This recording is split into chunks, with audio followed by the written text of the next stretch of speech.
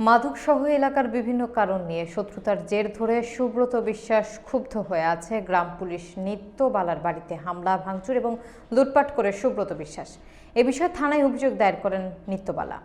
বিস্তারিত দেখুন ওয়াসিম মিয়ার প্রতিবেদনে।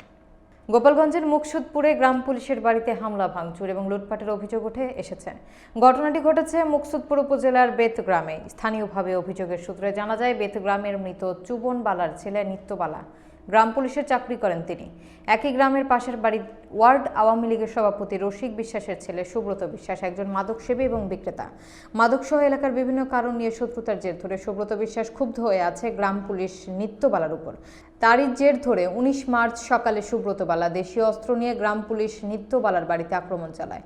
এ সময় বসতঘরের দরজা, জানালা, প্লাস্টিকের পানির ট্যাঙ্ক, সুকেজ, থালা বাসন, হাঁড়ি পাতিল ইত্যাদি ভাঙচুর করে প্রায় 1 লক্ষ টাকার ক্ষতি করে এবং বসতঘরের ভিতরে ড্রয়ার থেকে নগদ 50,000 টাকা ও 2 ভরি ওজনের সোনার অলংকার নিয়ে যায়।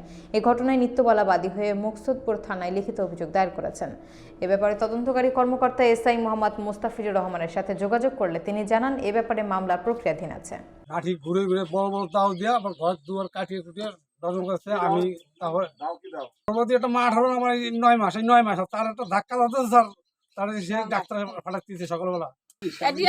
আমি বহুত ওনার জন্য এই গ্রামের মানুষ আমারে খেদাই দেবে ফ্যামিলি সিদ্ধ মারে।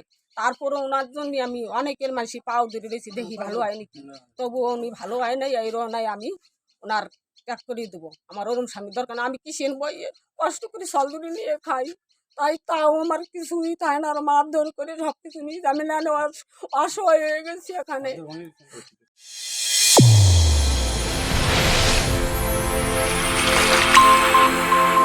চ্যানেল A1 হৃদয় রেসপন্স।